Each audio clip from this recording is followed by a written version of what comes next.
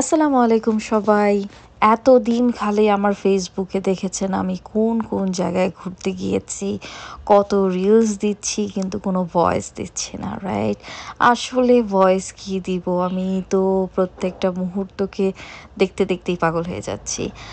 আমার এই ভাইয়াটা আমাদেরকে নিয়ে হঠাৎ করে প্ল্যানিং করেছে। আমার বাবাকে, আমার যেহেতু বাবা বাংলাদেশ থেকে এসেছে, প্ল্যানিং করলো আমার বাবাকে নিয়ে ঘুরতে যাবে লং আইল্যান্ডের অ্যাপল গার্ডেনে, যেটা হচ্ছে লুইন ফার্মের apple garden, apple picking garden.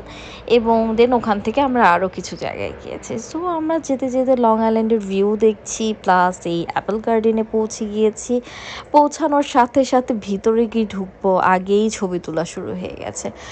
মানে আমরা ফুল অন ক্যামেরাম্যান হয়ে গেছি। ফেসবুক আমাদেরকে ক্যামেরাম্যান বানিয়ে দিয়েছে, ফটোগ্রাফার বানিয়ে দিয়েছে, রিল ক্রিয়েটর বানিয়ে দিয়েছে, আর কি কি বানাবে। মানে ঢং পারি কি না পারি, কিছু পারি কি না পারি, মানে রিলস আছেই আমাদের। মানে ফেসবুকে থাকতে হলে রিলস বানাও, ভিডিও বানাও। সো আমার বাবা খুব মজা পাচ্ছিলেন অ্যাপল গার্ডেনে এসে। সে বরাবরই বাগান করতে খুব পছন্দ করেন। আমাদের বাংলাদেশের ফার্ম হাউসে আমাদের অনেক ফলের গাছ ছিল এবং সেগুলোর যত্ন আমার বাবাই করতেন। সে খুব মজা পেয়েছেন গাছ থেকে পেড়ে পেড়ে আপেল খাওয়ার মজাটা। আসলে এটার অনুভূতিটা অন্যরকম, কারণ বাংলাদেশে তো ইউজুয়ালি আমরা আপেল গাছ খুব দেখিই না। তো আমার মেয়েরাও খুব মজা পাচ্ছিল। এই ছোটোটার একটু মন খারাপ ছিল, পরে ঠিক হয়ে গেছে। আমার বড়জন ছোটজন দুইজন মিলে মনের মাধুরী মিশে তারা অ্যাপেল প্লাক করছে, খাচ্ছে এবং বাসার জন্য নিয়ে যাচ্ছে। এখানে একটু বলে দেই, এইখানে যে আপনার অ্যাপেলসগুলো আছে গার্ডেনে, আপনি থাকা অবস্থায় যত খুশি তত অ্যাপেল খেতে পারবেন। এটার জন্য কোনো চার্জ নেই বা কোনো রেস্ট্রিকশন নেই। কিন্তু আপনি যদি কিছু অ্যাপেল আপনার সাথে নিয়ে যেতে চান, লাইক আমার বাবা বা আমার মেয়েরা যেরকম পলিথিনে করে করে অ্যাপেল ভরছে, এটা আমরা যখন নিয়ে যাব এটা আমাদেরকে অবশ্যই পে করে নিয়ে যেতে হবে। বাট সিরিয়াসলি অনেক কত জাতের অ্যাপেল চান, প্রত্যেকটা জাতের অ্যাপেল আছে।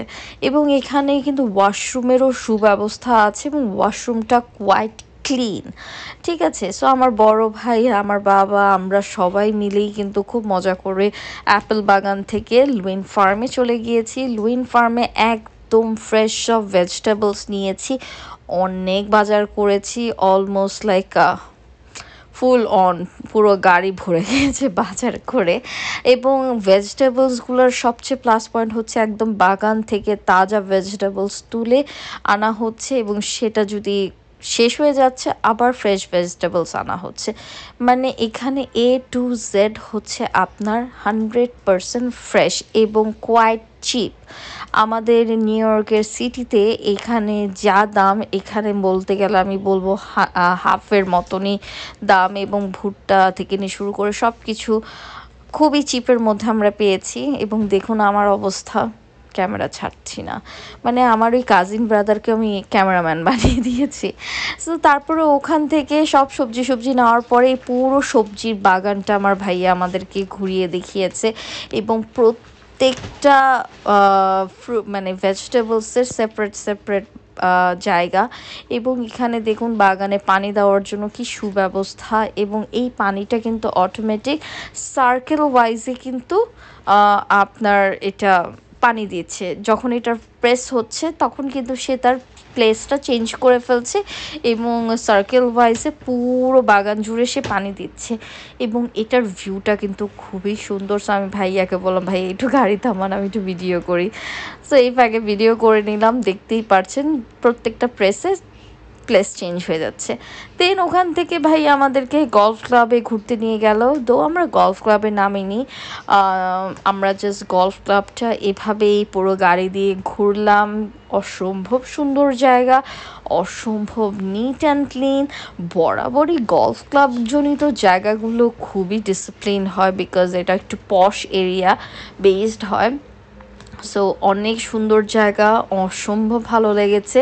আমার সবচেয়ে ভালো লেগেছে গলফ কারগুলো। আমার মনে হচ্ছিল আমি যদি একটু গলফ কারগুলোতে উঠতে পারতাম, একটু ঘুরতে পারতাম, তাহলে মনটাকে একটু সান্ত্বনা দিতে পারতাম। বাট এটা পসিবল না, বলে লাভ নাই। সো ওখান থেকে আমরা যেতে যেতে চলে গেলাম ওয়াইল্ডউড স্টেট পার্কে, বিচের কাছে। প্রথমে আমি আসলে বুঝিনি, নামতে নামতে তো খুবই ভালো লাগছিল, আমরা যে পাহাড় থেকে নিচে নামছি এটা আমি আসলে বুঝিনি ফার্স্টে। পরে নেমে যে ভিউটা দেখলাম, দেখে তো ভাই আমার মাথা পুরা নষ্ট। আর আমাকে কে আটকায় ভিডিও করতে আর ছবি তুলতে? আমি তো মনে হয় প্রতিটা পদে পদে, মানে হাত থেকে আমার মোবাইল মনে হয় সরছে না, মোবাইলের চার্জও শেষ হয়ে যাচ্ছে, তারপরও মনে হয় আমি থামছি না। মানে আমার মোবাইলে চার্জ শেষ হওয়ার পরে আমি আমার কাজিন ব্রাদার উনার মোবাইল দিয়ে করা শুরু করলাম, আমার বাবার মোবাইল দিয়ে করা শুরু করলাম ভিডিওস। কি বলবো, আমি পুরা আউট হয়ে গিয়েছিলাম ওই দিন। আর সবচেয়ে ভালো লেগেছে এখানকার ভিউটা। এখানে কিন্তু যথেষ্ট মুভির শুটিং হয়েছে। এটার স্পেসিফিকেশন হচ্ছে আপনার, এটা কিন্তু পুরো স্টোনের উপরে এই সমুদ্রটা, এটা কিন্তু আটলান্টিকেরই একটা পোর্শন, ঠিক আছে? এখানে কিন্তু কোনো বালি নেই, প্রত্যেকটা জিনিস যেগুলো দেখছেন এটা পুরো রক, মানে পুরো পাথর, এবং এক পাশে সমুদ্র আরেক পাশে পাহাড়। মানে এই ভিউ দেখলে কি কারো মন চাবে বাসায় ফিরে যেতে? আমার তো মন চাচ্ছিলই না চলে যেতে, কারণ না এত সুন্দর ভিউ, এত সুন্দর একটা বাতাস, এত সুন্দর ওয়েদার, মানে মন মুগ্ধকর একটা জায়গা। মানে আমরা কোনো জায়গাকেই মানে বলবো না যে আমাদের খারাপ লেগেছে, আমরা টায়ার্ড হয়ে গিয়েছি, মানে আমরা ফুল অন ফ্রেশ। আমার ছোটো মেয়েটি একটু পানি হাতাতে চাচ্ছিল, সে পানিটা খুবই ঠান্ডা ছিল, উপসি অনেক তার ঠান্ডা লেগেছে। পরে আমরা সবাই মিলে বসে পড়লাম খেতে। আমাদের খুবই খিদা লেগেছিল, খুবই মানে এক্সট্রিম খিদা লেগেছিল। আমার কাজিন ভাইয়া আমাদের জন্য পিৎজা অর্ডার দিয়েছে, এখানে এই ফাঁকে পিৎজা হচ্ছে আর আমাদের ছবি চলছে। আমরা ছবি তুলে নিলাম, তুলতে তুলতে আমাদের পিৎজা চলে আসলো, ইয়ম। এখানে আরেকটা জিনিস বলি, এখানে কিন্তু হালাল খাবার পাওয়া যায় না। সো আমরা কিন্তু অনলি মানে লাইক নর্মাল চিজ পিৎজা যেটা, সেটা অর্ডার দিয়েছিলাম। সো এখানে হালালের মধ্যে শুধু আপনি চিজ পিৎজাটাই খেতে পারবেন। সাথে আমার মেয়েরা হচ্ছে তাদের কার্টুন ক্যারেক্টারের আইসক্রিম খেতে চেয়েছিল, তাদের আইসক্রিম খাওয়া দেখে আমার খুব খেতে ইচ্ছা করেছিল, বাট আমি ফুললি পিৎজা লোডেড ছিলাম, তাই আমি খেতে পারিনি। এবং সে শুধু খায়নি, তাকে কালারফুলও বানিয়ে দিয়েছে। সে তার ঠোঁট, মুখ, জিহ্বা সব কিছু তার ব্লু হয়ে গেছে, ইভেন দাঁতও। এবং আমার ভাইয়াটাও একটা আইসক্রিম খেলো, ওনারও একটা ভিডিও করলাম, ওনাকেও কিন্তু আমি ফেসবুকের ফ্যাসিনেটেড বানিয়ে দিয়েছি। দেন ওখান থেকে আরেকটু কিছু ছবি তুললাম আমরা, ছবি তুলে আর কি পাহাড়ের উপরে ওঠা নামার সময় তো অনেক আরামে নেমে গেছি, বুঝি নাই, আনন্দের সাথে নেমে গেছি। ওঠার সময় আমরা টায়ার্ড হয়ে আবার বসে পড়লাম, বসে একটু রিল্যাক্স হয়ে আবার উঠে পড়লাম, উঠে আর কি শেষমেশ মোল্লারদৌর মসজিদ পর্যন্ত বাড়ি ফিরে আসা।